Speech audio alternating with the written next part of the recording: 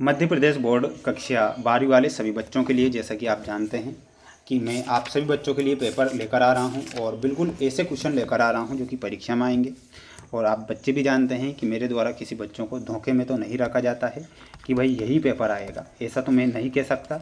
लेकिन मैं आपसे ये ज़रूर कह रहा हूँ कि जो सेट पेपर में बता रहा हूँ ये 100% मोस्ट और आईएमपी के तौर पर मैं क्वेश्चन बता रहा हूँ। किसी प्रकार से आप सबसे रियल या वायरल के चक्कर में आपको नहीं रहना है। ये मोस्ट और इम्पोर्टेंट क्वेश्चन जरूर पढ़ के जाना है, क्योंकि ऐसे प्रश्न ही परीक्षा में बनते हैं और पूछे जाते हैं।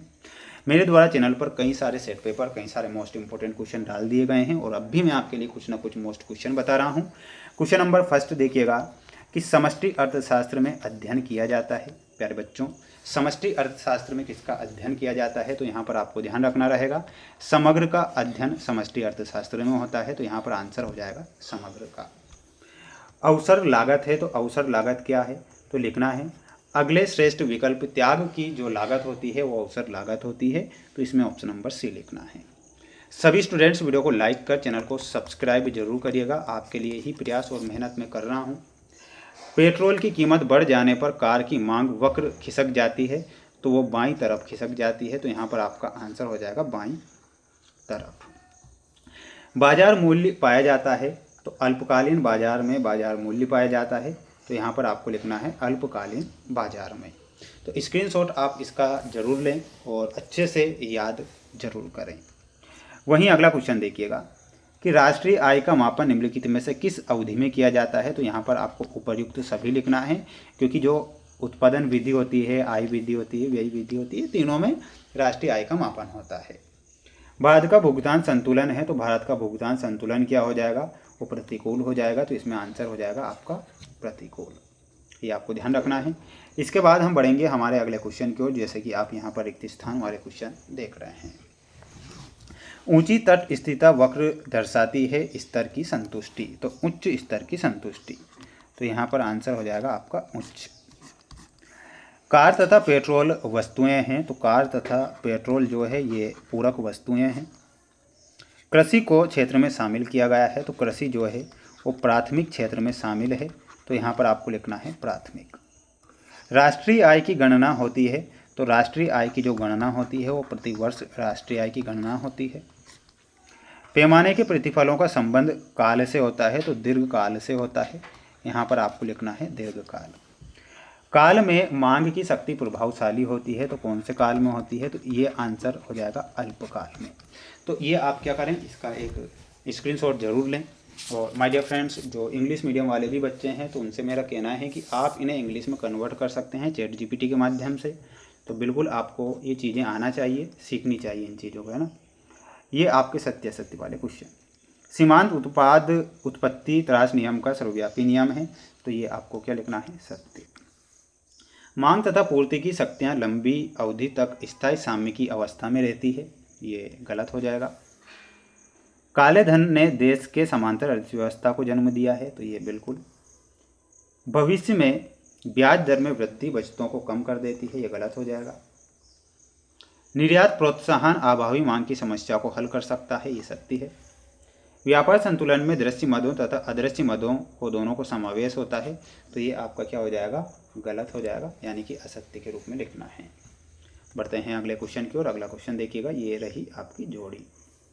बेलोचदार मांग, तो बेलोचदार मांग में आपका सही आंसर क्या हो जाएगा? अनिवार्य वस्तुओं की मांग जो कि बेलोचदार मांग होती है, तो ये आपको यहाँ पर मिलाना है। समाशोधन गृह में आपका सही आंसर हो जाएगा रिजर्व बैंक। भारतीय रिजर्व बैंक ने काम प्रारंभ किया था, तो 1935 में ये काम प्रारंभ होता है।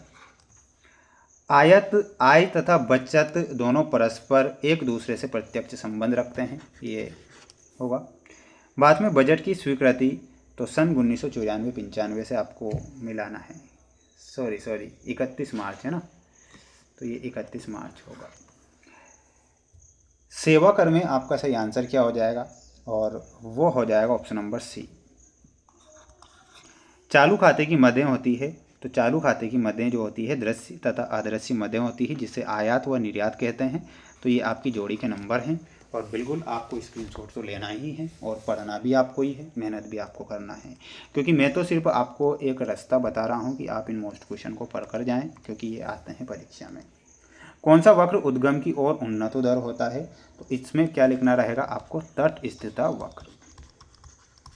तटस्थिता वक्र। उत्पादन के साधनों की मांग किस प्रकार की होती है? तो वो व्युत्पन्न होती है, तो यहाँ पर आपका आंसर हो जाएगा व्युत्पन्न। हस्तांतरण आय किस लागत को कहा जाता है? तो अवसर लागत को कहा जाता है, तो यहाँ पर आंसर आपका क्या हो जाएगा? अवसर लागत। श्रम बाजार में मजदूरी दर का निर्धारण कैसे होता है? तो श्रम की मांग व श्रम की पूर्ति से। क्या लिखना है यहाँ पर? आपको लिखना है श्रम की मांग व पूर्ति से। मांग व पूर्ति से ना। बाजार मूल्य किसके चारों ओर घूमता है? तो बाजार मूल्य जो है वो सामान्य मूल्य के चारों ओर घूमता है, तो यहाँ पर आंसर क्या हो जाएगा? सामान्य मूल्य। भारतीय अर्थव्यवस्था में कौन से क्षेत्र का राष्ट्रीय आय में सर्वाधिक योगदान है? तो इसमें आंसर हो जाएगा तृतीयक क्षेत्र। तृतीयक क्षेत्र। त्रुटि और लोप किसे कहते हैं? तो कौन बताएगा? कमेंट बॉक्स में इसका आंसर देखते हैं कौन विद्यार्थी आंसर देगा।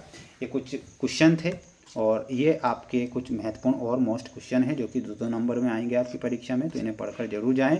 और ये आपका अगला सेट पेपर है। प्यारे बच्चों, प्यारे साथियों, आप तो जानते हैं कि मैं किसी प्रकार से बच्चों को धोखे में नहीं रखता हूँ, सिर्फ और सिर्फ मोस्ट क्वेश्चन ही बताता हूँ और परीक्षाओं में ये प्रश्न पूछे भी जाते हैं, तो बिल्कुल आपको इन क्वेश्चन को याद करके जाना है।